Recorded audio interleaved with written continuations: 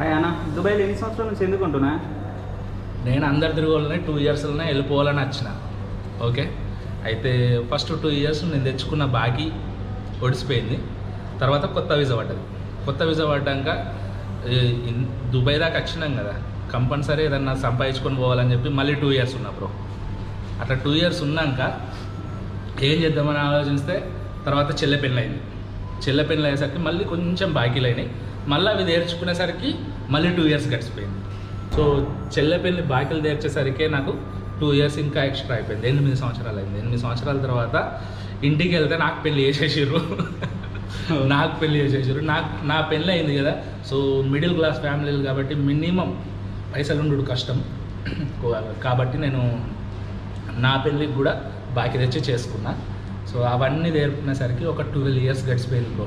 ఆ 12 ఇయర్స్ తర్వాత ఏముంది బ్రో, అటు ఇటు చూసేసరికి ఈ 3 ఇయర్స్ గడిచిపోయింది. ఇప్పుడు కొంచెం సెట్ అవుతున్నాం. కానీ నేను వచ్చిన ఇన్ని సంవత్సరాల తర్వాత కూడా ఇప్పటికీ మేము మిడిల్ క్లాస్గానే ఉన్నాం. రిచ్ అయితే కాలేదు. కానీ ఒకటి నేను చేయబట్టి నా ఫ్యామిలీ మంచిగా ఉంది. ఓకే, నేను ఇక్కడ ఉన్నా కాబట్టి అక్కడ వాళ్ళు సంతోషంగా ఉంటారు. ఇది ఒక్కటి ఆలోచించుకొని మాత్రమే నేను దుబాయ్లో ఉంటున్నా. సో నాలాగే ఇక్కడ చాలామంది అంటే చాలామంది అంటారు. సో అలాంటి వాళ్ళ కోసమే ఈ వీడియో. అండ్ ఇంటికాడ ఉన్న వాళ్ళు కూడా ఈ వీడియోని లైక్ చేసి మన వాళ్ళ కోసం షేర్ చేయగలరు ఫ్రెండ్స్.